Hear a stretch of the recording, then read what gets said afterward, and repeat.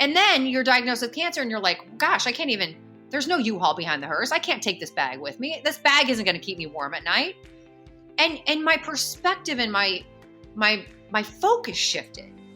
And when my focus shifted and I started to learn about who I was and what made me tick, I spent time learning about my faith because that's what I could depend on. That was truth. And so I changed, I think, in every single way, including eliminating people who weren't cheering me on. It was a time in my life where I had to really think about, what was I saying to myself? Why was my self-esteem low? What words was I calling myself? And what words were other people calling me?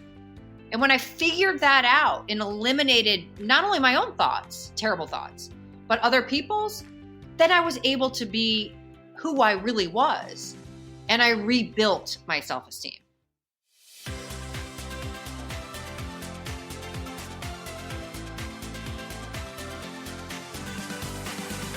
Hey there, I'm Amy Connell. Welcome to Graced Health, the podcast for women who want simple and grace-filled ways to take care of themselves and enjoy a little chocolate in the process.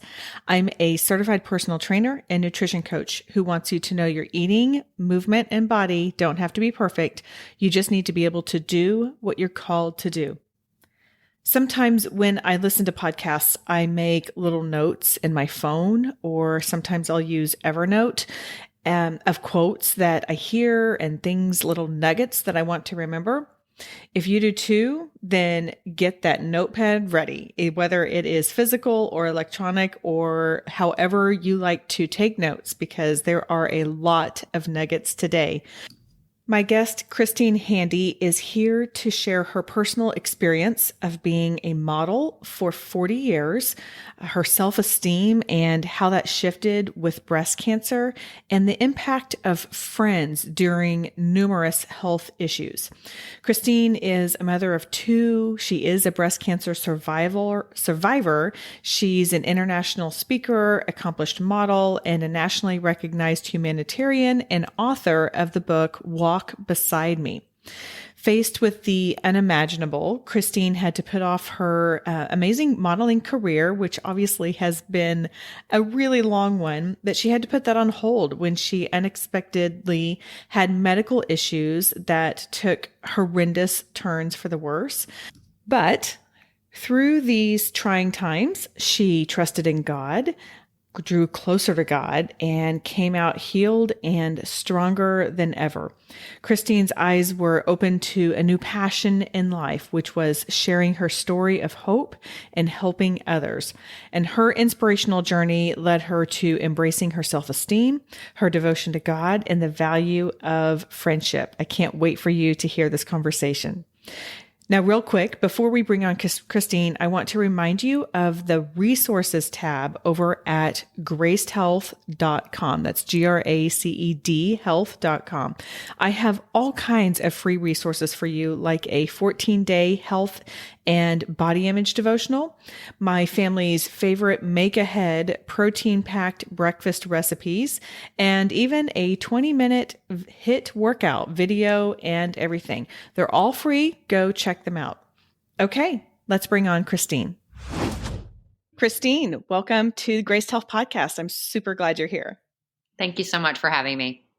Well, this is really exciting to me because we were connected through the gift of technology, and I'm really excited to hear your story, to hear how God has just intertwined Himself through that, and what you've learned, because I think that you have had a really interesting story, interesting progression, and particularly of careers and what you're doing. So, but what I want to do with this is start at the end. So right now, as we are sitting here in 2022, I would love to hear just what is your passion? What is that fire in your heart right now?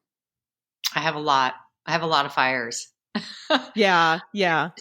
So if we talk about work, I'm a motivational speaker. I'm a model of 40 years.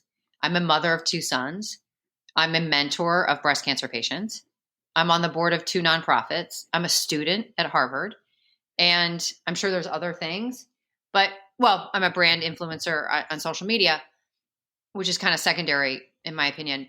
But I think that all of those things, the generality, the focus that I have tried to do for the past 6 or 7 years since my diagnosis with cancer is to lead, inspire, serve in any capacity that I can. And that is why I'm in school, because I'm learning to be a better writer. I'm in Harvard's master's program. That's why I'm a motivational speaker, because I speak about my story and the hope of my story. That's why I'm still modeling, because I model in the breast cancer. I'm modeling as a breast cancer survivor. I just walked in New York Fashion Week with a concave chest in 4 different shows. That's why I'm on the board of 2 nonprofits, because I want to serve and help and contribute and be a humanitarian. And that's why I walk my walk. And prior to all of this, I was not doing any of this. I was a socialite and I lived a very nice life, but it was not very fulfilling. And so I live a completely different life right now in 2022 than I did even 10 years ago. Well, one thing that I love to hear is how you have allowed yourself to shift your passions. And one I love on your website, it said you went back to Harvard at 50. Okay. And you're getting your master's. So one thing that I like to share with people sometimes is I'm in phase 3 of my life. So I've worked in the corporate world for a while. Look, this was not as broad scope as what you have done, but I worked in the corporate world. I did that thing. I stayed at home with my kids. And now, I have for the last 6-ish years, I have been doing this Graced Health thing and speaking about health as it relates to balance and sustainability and faith and all of that. And so I love seeing other women who have started off in one path and pivoted to something else. And so you are going back. And what are you getting your master's in? Is it writing, or what is that, MFA? I'm getting my master's degree in literature and creative writing. Okay. It's a 3-year program. It's not I'm not getting a certificate. It's a 3-year program at Harvard. Some people say, oh, you're getting the 6-week certificate. I'm like, no, I'm in the master's program. I'm going to be walking, at graduation. That is fantastic. I love to hear that. I love to hear that. And I don't know about you. I'm curious if your experience in learning and getting your master's and this phase of your life is different than when you maybe went to undergrad. Because I think, crazy, man, I could have learned so much more rather than just cramming for the test, trying to get an A on it and moving on with life. Yeah. Well, I have a real thirst for learning. And I think I realized that post chemotherapy, because I had such chemo brain after I was diagnosed with cancer, that my long-term memory was fuzzy. My short-term memory was fuzzy. I would try to read a book and I couldn't get through one page, and I was trying to write my own book and it was hard to do that.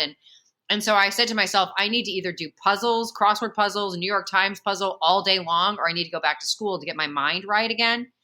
And so I started this program 2 years ago, and it's completely shifted my brain. My brain is totally back to normal. It's thriving. And I have just this enormous thirst for learning. So it's worked out really well for me.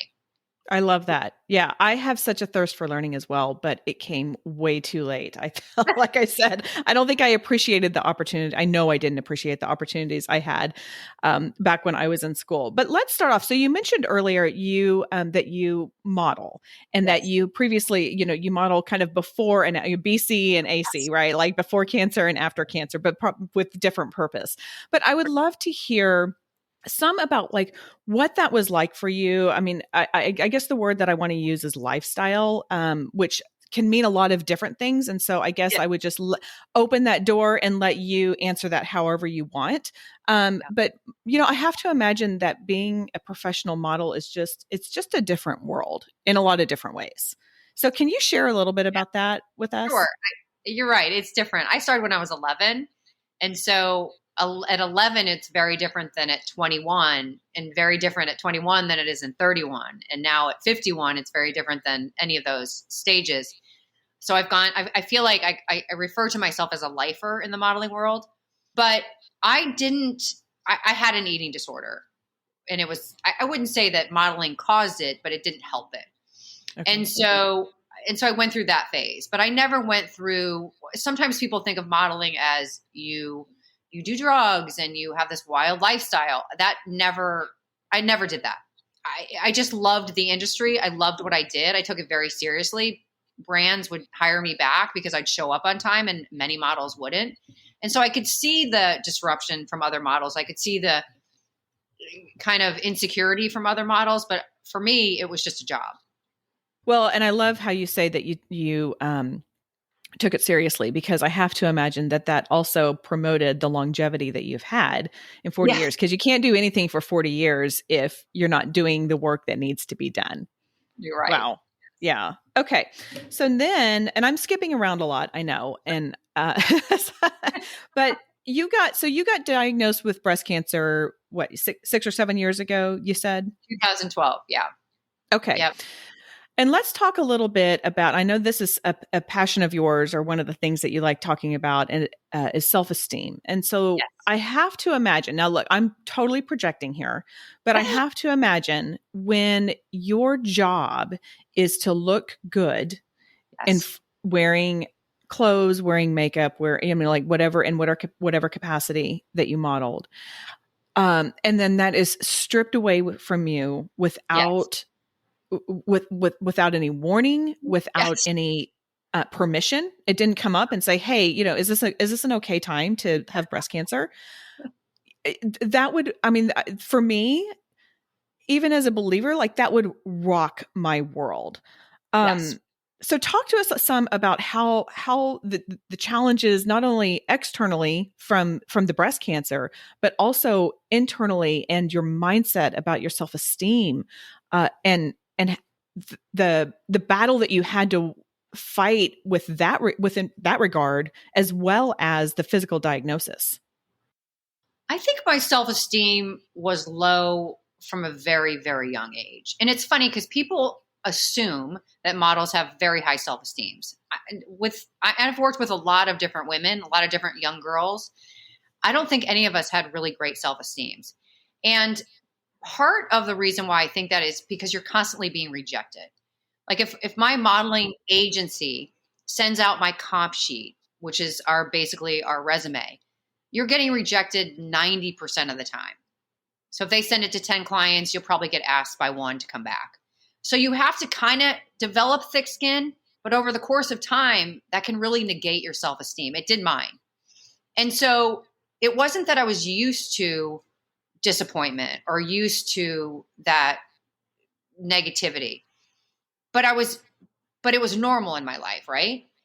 But I was also very dependent on what I looked like. I was also very dependent on getting weighed in at the modeling agency. I was very dependent on, I had to have a certain haircut. I had to have a certain hair color. I had to look exactly like my pictures. Exactly. And if I didn't, clients could send me home and call my agency and say, she didn't show up with her hair colored. She didn't show up with such and such. Oh my. And so it was like all this pressure all the time, and you're living under this pressure cooker. And don't get me wrong, it was a profession that I chose. And I didn't realize at the time that my self esteem was getting chipped away over time. It wasn't until I started to have these health battles when I had to really look inside and go, who was I? I had no idea, because all of that really mattered for me for the longest that I could ever remember was I was being praised. I was being cared for or adored because of what I looked like. That was it. And ultimately, when my health was taken away and my beauty was taken away, I didn't think anybody really loved me. And it was then where I said to myself, man, you really have to build your life on faith. You really have to build your life on concrete. This is not working. You've built your life on sand. You've built your life caring so much about what other people think of you. You don't even know who you are. And so it was during the 15 months of chemotherapy when my friends kept showing up for me, and I would look at them and go, why are you here? Like, why do you care about me? I can't offer you anything. For the longest time, my life was transactional. Wow. And so when I had nothing to offer them, I thought I was worth nothing. And so to go from that low self-esteem, really extreme low self-esteem, to what my self-esteem now is unstoppable. It's all because of faith. It's all because of being rooted in faith and rooted in God, not rooted in materialism, not rooted in beauty, not rooted in external accolades. Those are the measures. My measure is with God. If I'm at the end of the day, when I go to bed, if I'm good with God, I'm good. If Yeah. I have a bunch of likes on social media, I don't care. That's not my measure. It's funny when you talk about the likes on social media, the word that comes to mind for me is fleeting, which also goes back to the Exactly. scripture that says beauty is fleeting. And I mean, God, Exactly. those little things come in, they come in, they come out. And, it's interesting for me to hear you talk about how you didn't use this word, but I think surprised at your friends who kept showing up when you felt like you had nothing to Very offer. sad. Mhm. And it seems like there's a lot of parallels of the love that your friends showed you, of just showing up. And it might have, maybe, I mean, I'm just wondering if it had to be that you were at that point for you to be able to receive that love for them. And then of Definitely. course we also will experience that from God when we're going through such difficult times. I mean, that's, I don't, I hear all the time, it's like you grow closer. I mean, so many of us will grow closer to God, not when everything's wonderful and Right. pretty and No, for sure. shiny. Yeah, Yeah. but when we're so, broken, either emotionally or relationally or physically, Or all. um Yeah. yeah, or all of the above. Yeah. So you've mentioned a couple times about an eating disorder. Do you mind if I ask a couple questions about that? Yeah. Talk to us, or talk to me some about the healing process. That you said the eating disorder was not caused by your job and caused by modeling, but it certainly wasn't helpful. Correct. And as someone who's never been in that industry, you hear rumors, and you spoke to some of them. But Sure. how do you heal yourself in an industry, heal yourself from an eating disorder when you're in an industry that is so reliant? I mean, at the end of the day, it's so reliant on your looks, Oh and yeah. quite honestly, about the food that you consume and how much you consume. I mean, that you have to have in order to get that callback, like you said. How is that possible? Yeah. I mean, modeling is 100% dependent on what you look like. That's it. It's Mhm. about what you weigh. It's about what you measure.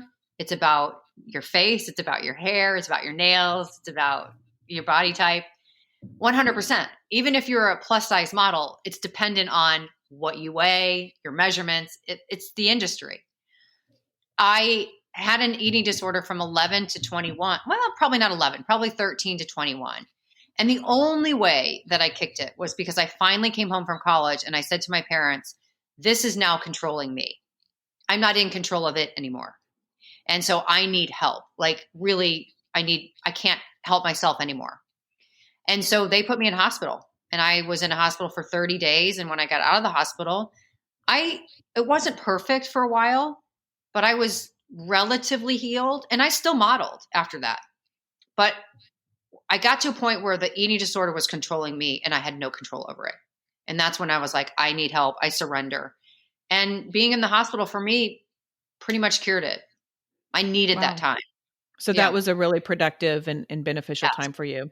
Yes. I needed to be in a safe environment where other people were just like me. Other people were struggling with the same things. And I think for me, it was stemmed from a lack of self esteem for sure. It stemmed from pressure in the modeling industry. And it also stemmed from a lack of control. I Mhm. thought if I can control what goes in my body and what comes out of my body, right? Anorexia and bulimia, then I'm in control of my life when I felt out of control. And so it was a control issue for me. Yeah, and I have to imagine that that's a real strong feeling of being out of control when so much of your trajectory is decided by other people.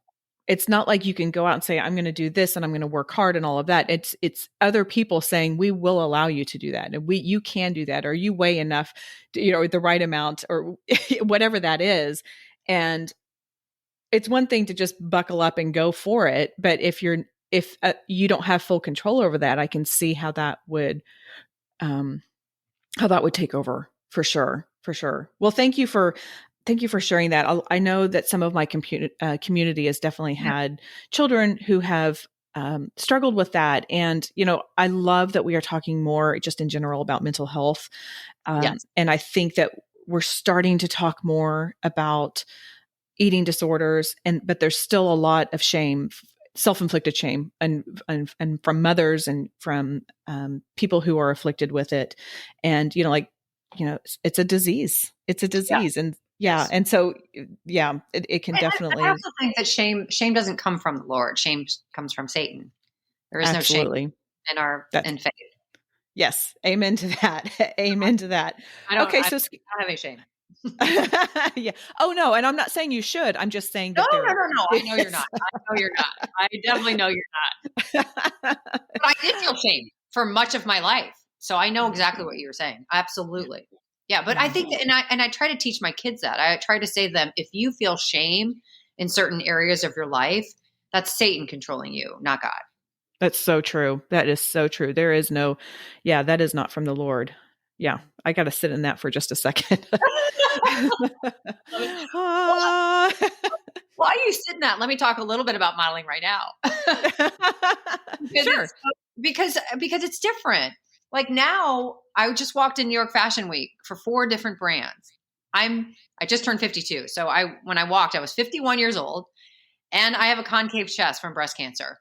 And there were other girls who were, I mean, there were the normal looking 18-year-old girls there that were modeling with me. But there was one girl that had Down syndrome. That was the first girl that ever has walked in New York Fashion Week with Down syndrome. And there were a couple plus size models. And so the world is becoming more inclusive. The world is becoming more adaptable to the differences, right? Even in the modeling industry. And so it was a privilege to be there working like that, because I know I inspired many, many, many women who have concave chests or who've lost their breasts to breast cancer. And I can be on the runway in a fitted, tight dress, showcasing that I have no breasts, and people are applauding that. And so I think that the modeling industry is shifting, and I'm really excited about that.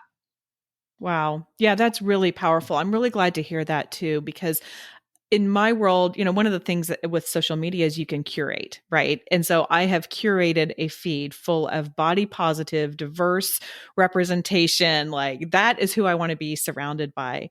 And I know, and I see it, and I see it in the businesses that I support. Like, I don't know if you're familiar with the company Somersault, but they have Yeah. Yeah. all different abilities. They have, Yeah.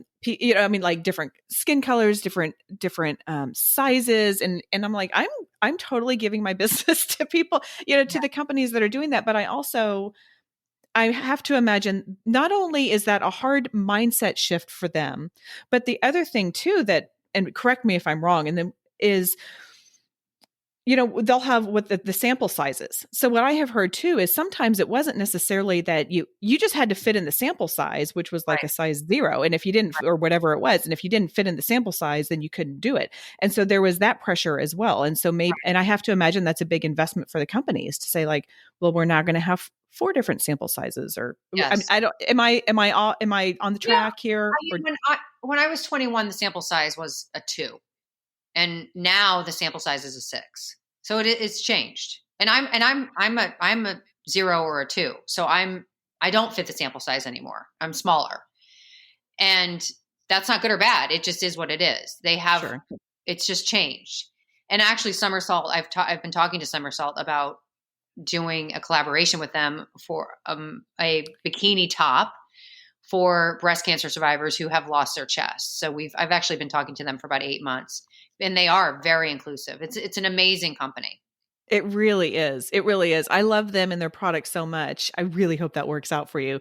But Yeah, I me too. love their stuff so much that, like, when I look and I'm like, well, like that's the only place that I want to buy my one piece swimsuits from, because I've gotten to the point that that's all I wear now is one piece. Right. But I just think that they're doing great things, Yes. I love that. Okay, so let's talk some about your breast cancer journey.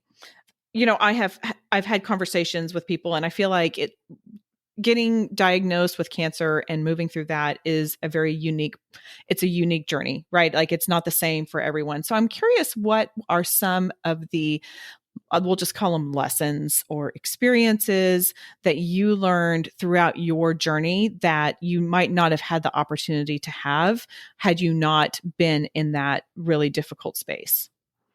That it's a great question. It's open-ended, and I have a lot of answers for it. I since my diagnosis, I've gone through a divorce. So I've changed the people that I listen to, for one. I have changed pretty much everything that I do on a day-to-day basis, meaning I used to really gravitate towards shopping to fill my time.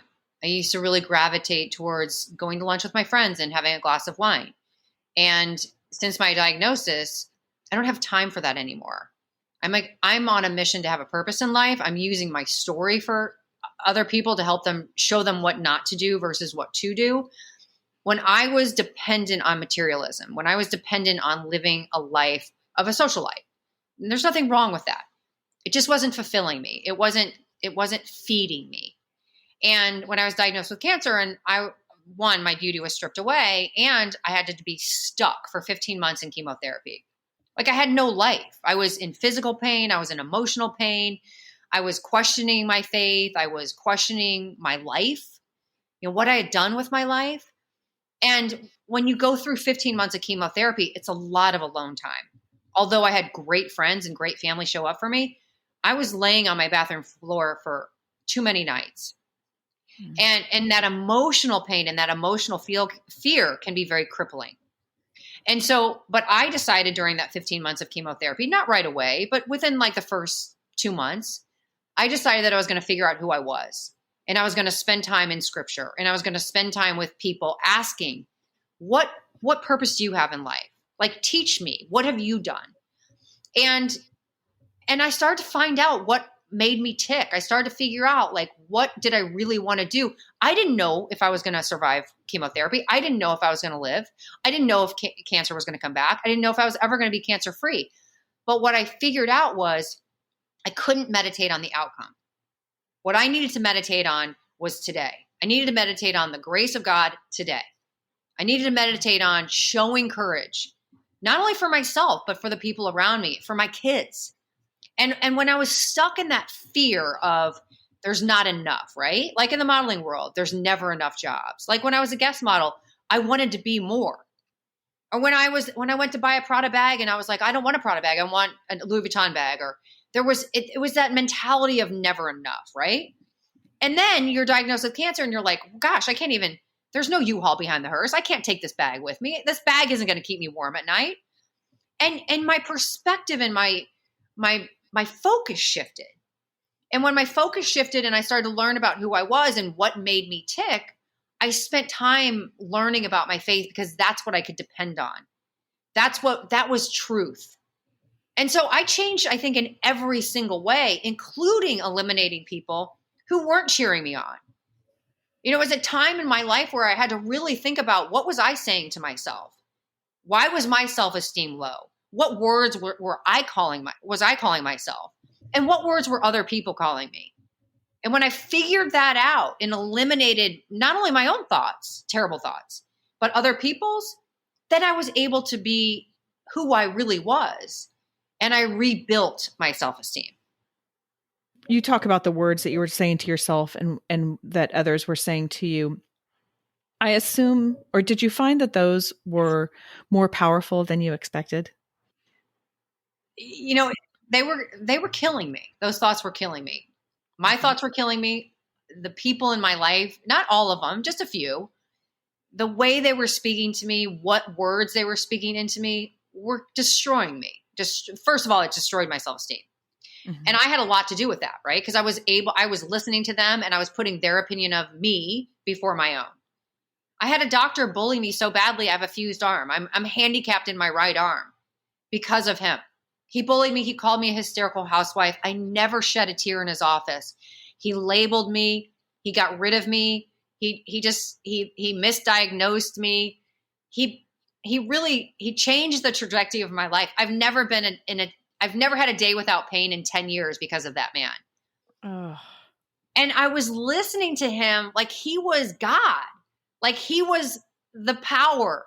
He was the authority. And I look back on that time and I'm like, God was the authority. I had my self-worth. I had no self-worth back then.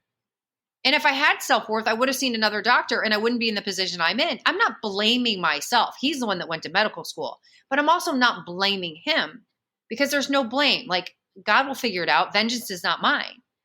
But I don't want to be that person that allowed that man to bully me. I want to be different than that. But that's a lot of work. It And then people look at me and they say, well, you have this unstoppable self-esteem. You'll walk in New York Fashion Week and all this stuff. And I'm like, it's taken me a long time. It's not easy. And I don't want anybody to listen to this and think it is. I practice daily. What thoughts am I saying to myself? What am I feeding myself emotionally? What am I watching? I'm not turning on e-news ever again. I'm not going to meditate on celebrities. I used to. I'm not going to watch Bravo TV and feel like, oh, I wish I was a housewife. I reject that. But I am going to listen to podcasts that are uplifting. I'm going to listen to people's stories because storytelling is inclusive.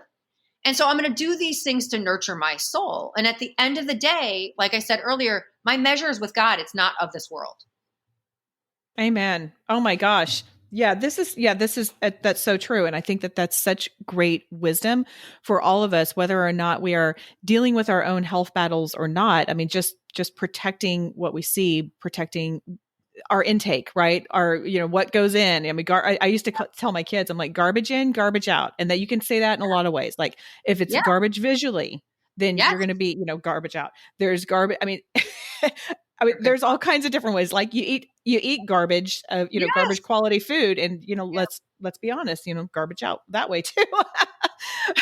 But that's really powerful. So I'm curious what you would say to either Christine, who's newly diagnosed, or your friend calls you up and says, Christine, it happened, I have cancer, and maybe it's not breast cancer, maybe it's a different cancer, or just whatever their own battle is. What kind of words of encouragement or wisdom, or something that totally unexpected would you have for them? Well, that's happened actually. Not only was I diagnosed, one of my best friends was diagnosed with cancer, an untreatable cancer actually, after I was diagnosed. Oh. And I think that for me, I need to look at myself as like a child. I have a picture of myself as a child in my living room and also in my bathroom. And I look at, whenever I go by that picture, I say to that little girl, I'm going to protect you. Because when I was diagnosed, I wasn't protecting myself. I kind of quit on myself because I just didn't have the self-esteem. I didn't have the self-love that I needed. And so what I would tell somebody who's diagnosed, you have to work on yourself. You have to work on, what do you have faith in? If it's this world, that's quicksand. If it's social media, that's quicker sand. But if you put your time, you put your focus on faith and the word and scripture and, being surrounded by people that are going to cheer you on, that's sustaining. That will sustain you. They will be the hands and the feet of the Lord until you're able to sustain yourself. But if you put your focus on the outcome, which nobody knows, we have no control over that. And so you say, let go and let God, right? And surrender. I would constantly be saying to myself, just surrender. I can't control this, but we want to control it. And this world teaches us that we can control things. We have no control. I have no idea if I'm going to get cancer back tomorrow, but I'm not going to fear that because it's written in the Bible 365 times, do not fear. Why is that? For every single day. God's grace is enough. And so I would pour into somebody with faith. I would pour into them with scriptures. And there's a lot of people that won't listen to that. But I will quickly remind them, but if you put your faith into this world, it will always disappoint you. If you put your measure into stuff that can be taken away, that stuff will be taken away at some point.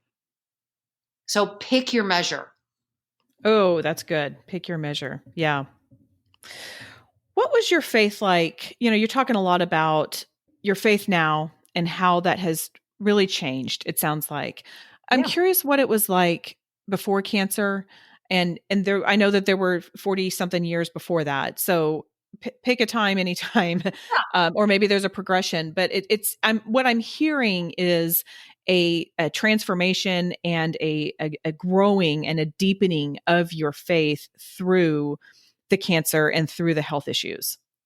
Well, I think that most people will go through some sort of trauma in their life, unfortunately. And what we cling to will depend on how we get through it. And so when I was raised, there was a lot of fear involved for me. There was a lot of shame But I didn't know that, right? I mean, you're a child and this is what you're learning and this is what your parents do. And so you just assume that's what you should do. And so I started to question my faith in college, and I ultimately changed to being more, I would classify as myself as Christian. And I believed in God. My friends would invite me to Bible studies, but my yoga class was more important than Bible studies. All of a sudden, my friends who were totally focused on their faith, they were the ones that were showing up for me when I had cancer and other illnesses. And they were saying, okay, now you're going to listen. And I was like, I'll take any advice. Just feed me, feed my soul. And they would say to me, okay, you're our Bible study right now. And I would listen and I wanted to learn. At that point, I had a thirst for learning. I wish I had done it before, but I can't, there's no condemnation, right? Mm-hmm. And so that thirst for learning, they used to say to me all the time, they're like, you're the best student because you believe everything we're saying about the Bible, because some of it can seem ridiculous, right? But I had such a thirst for learning. But when I was faced with cancer and other illnesses, I went headfirst and diving into it because I was desperate. I was desperate for hope. And so the only hope that I could find was in the Lord. And that became sustaining to me. Even on nights when I ended up in the hospital because chemotherapy was so brutal to my body and it was ravaging my body, I ended up in the ER and I wasn't sure I was going to wake up the next morning. I had this peace about me because I would say to God, please keep me on this earth so that I can raise my children. But if you take me, I'm okay because you're in charge. Mm-hmm. That kind of surrendering, I never did that for 42 years. I was so fixated on controlling my life, controlling my family, controlling my thoughts, controlling my activities, controlling everything around me, which, by the way, didn't do any good. This is really convicting me too about, because I love how I definitely, so my part of this is part of my own just little challenge that it might be that you can, I don't know if you can relate to it or not, but part of my challenge is like what I am doing right now is totally God ordained. I never expected to be communicating. I never expected to write a book. I didn't even know what a podcast was. I mean, none of this business until God kind of pulled me in. And the very short of the story is he said, you're thinking more about your food and how you're going to exercise than you are about me. Exactly. And that kind of started a progression of events to where I am now. And one thing that I was just having a talk or a conversation with a girlfriend of mine at lunch the other day. And I said, sometimes I get so focused on doing what God is wanting me to do that I forget or I don't invest the time to be spending time with him. And I'm so what you're saying here is just really convicting me that like, I have got to just chill out about it and really get back to the space that I was in when he's kind of started moving my heart into doing what I'm doing now, which the space that I was in was I was sitting outside, just spending still time with him. Just be still, be still, be still, and listening to him. Know that I'm God. Yeah, but what you're doing is you're providing a platform for other people to be ignited with greater faith. That's what you're doing. That's incredible. Well, thank you. However, I don't want to lose the foundation of, I'm not that I'm losing my faith. I mean, I'm not, absolutely not, but I don't want to lose sight of how I got here and the really important part, because I think, and I've heard people in ministry talk about this all the time. Like, oh, well, I'm doing the Lord's work. And so, but are you spending time with the Lord? Right. there's a very big difference. Again, I mean, we all go through seasons of our life where we're spending more time with the Lord or maybe we're more challenged, which makes us spend more time with the Lord. And I think that's part of the reason why, we do sometimes have these issues because God's like, no, hello, I'm right over here. And so, we can be in conversation with somebody and it can be a reminder and we go back to that. I like to have conversations with God all the time. Mm-hmm. I argue with God. I negotiate with God. And of course it never really works out that well, but I just want to be in constant conversation. And so that's comfort to me. When I was in constant conversation in the modeling world or in society or with my ex-husband or with friends or whomever, it wasn't really serving me. But being in constant conversation with God is hope. is faith, is a peace that I never imagined. And I live in chronic pain. I live in chronic pain. I had a very terrible diagnosis of cancer where somebody said to me, "This is your chance of survival." I could meditate on that number all day long. Instead, I'm having conversations with God going, "Okay, how can I serve? How can you sustain me?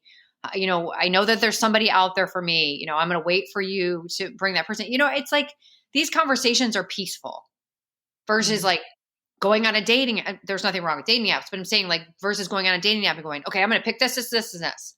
Instead, I'm like, "Okay, God, put him right in front of me. Plant him right here." And I'm Mhm. waiting for that. Wow. Yeah, that's great. That's great. That constant conversation.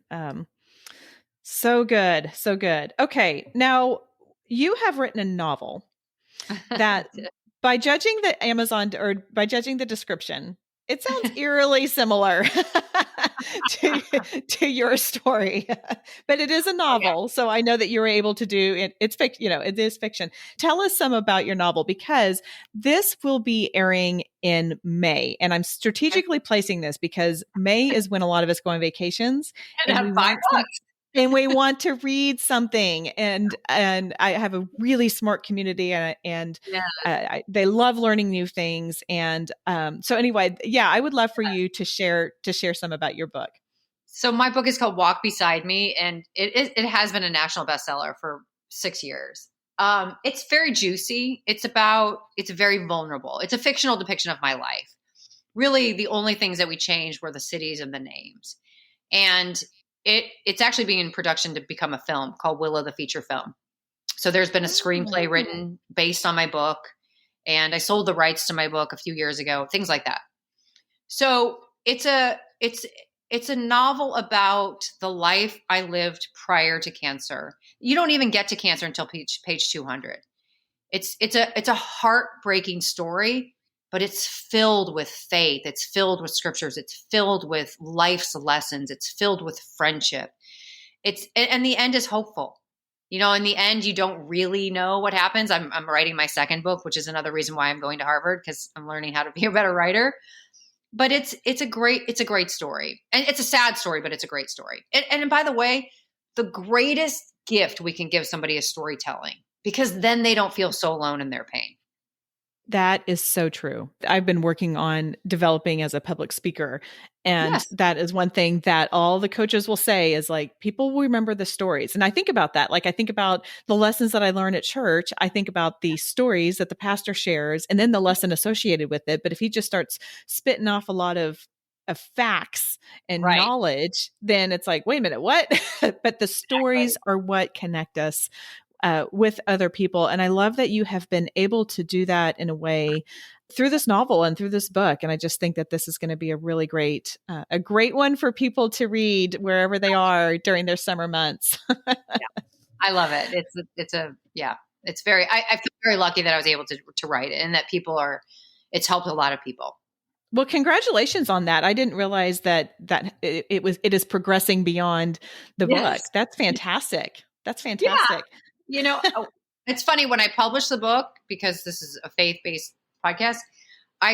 My publisher said to me, "You're going to have less readers because it's filled with scriptures." And I said, "Well, that is part of my story. And so if God wants this book out, he'll get it out. If he doesn't, it won't go out." Yeah, it's been interesting. I use my book is faith based, and I use scriptures and all of that kind of stuff. Yeah. And some of the greatest compliments that I've received are from people like, I have a girlfriend who read it and really liked it, and then her mother-in-law was talking about it. Her mother-in-law is Hindu, and she was Uh-huh. like, "Oh, here, I want you to read this." And I asked her later, I was like, "Do you not think that?" I was like, "There's a lot of Jesus-y stuff in there," and she's like, "No, I think it'll be good." So I'm like, "Okay, this is." Yeah. Yeah. I like that it reaches a broader audience than I Yes. expected it to, which I think is what I hear you saying. So Yes. Exactly. congratulations on that. Thank you. Congratulations. Okay, so I have two more questions that I ask all of my guests. The first, they are very different questions. The first is, I am fascinated by tattoos Okay. because I have found that when people choose to have permanent body art, they often have a story behind it. Not always. I've gotten some fun answers. Not Yeah. always. But I was wondering, and I don't have any. I was wondering if you had any, if you would be willing to share what it is and if you have a meaning behind it. And if you don't, if you had to get one, what would it be and where would it go? I don't have any tattoos, but I thought about getting a tattoo. I said to myself, if I get through chemotherapy, I'm going to put on my foot, walk with me, like God, walk with me. And so like on my foot, like on the top of my foot, and I live in Miami, so I'm in sandals all the time. I would see it all the time because I would want that constant reminder of God's walking with you. Don't worry about other people walking with you. God's walking with you. I didn't end up doing it because I have two. At the time I had, younger sons, and I didn't want them to like starting getting tattoos and things like that, which by the way, if they do, they do fine. But if I had to get one, or if I maybe had the courage to do it, I would put walk with me on my foot, not on the bottom of my foot, on the top of my foot. Yeah. Where you can see it. Oh, that's great. That's great. Okay. And then the second one is, do you have a meaningful Bible verse that you would like to share with my community? I do. It's Isaiah 55. Come all who are thirsty, come to the waters, and you have no money, come buy and eat. Come buy wine and milk without money, without cost. Why spend money on what is not bread, and your labor on what is not satisfied? Listen to me, and eat what is good, and you will delight in the richest of fare. When I was pouring my life into materialism and things and stuff, I was empty. But when I poured my life into faith, I was full. That's beautiful. Thank you. Thank you for that. Okay, Christine, tell everybody how they can connect with you and where to get the book. Well, I kind of push people to get it on Amazon just because I think it's easy, but it's sold at Barnes and Noble and Indie Books and a lot of places. You could go to my website. They'll put you into a place you can buy it. So most of my social media is Christine Handy 1. Like on Instagram, it's Christine Handy 1. On Twitter, it's Christine Handy 1. And my website is www.christinehandy. And then I think if you just put in Christine Handy, if you Google it, I'm kind of out there. You're there. Well, and we'll put all of that in the show notes, but just sometimes when people are, I don't know about you, but when I listen to podcasts, I'm like, I'm doing everything and everything, I'm driving or I'm walking or, whatever. So that way they can kind of remember that. Yeah. And we will definitely put all of that in the show notes. Well, I am so grateful that we were connected. I thank you for sharing your story. Thank you. There was you have experienced a lot of hard times, and boy, what a great example you are of being, faith in the storm and just pouring your relationship and your thoughts into the Lord and just reaping the rewards from that. So thank you for coming on and sharing all of that today. Thank you for having me. Since recording this, I've had the chance to read Christine's book, Walk Beside Me, and wow. She wasn't kidding. The physical issues she has overcome are truly incredible. And there are so many other things that she really conquered beyond breast cancer, if you can believe it or not. You'll have to read it and get it for yourself so you can see what I'm talking about. And like I said early in the conversation, I'm intentionally dropping this episode at the beginning of reading season, otherwise known as summer, as some call it. So go add it to your want to read list on Goodreads if you are on Goodreads, or making your list, however that is, but make sure that you add that to your summer reading list. The Graced Health Podcast is a free offering from me to you, and I hope you find it valuable. If you do, can you take just a few minutes to rate and review this show, or share it with someone you think will find value in it as well? This is really meaningful to me, and it helps spread the word and lets others know that it is valuable and impactful to others. Each episode, I try to leave you with one simple thing to remember from our long conversation. This week's is a little nugget that I pulled out as we were going along. Surround yourself with uplifting friends who will walk beside you no matter what. And be the friend who will walk beside someone no matter what. I admit I haven't always been that kind of friend, but after this conversation, I'm convicted to walk beside my friends better and more deeply, not only in the fun times, but also in the times when they need someone to hold them. Okay, that's all for today. Go out there and have a graced day.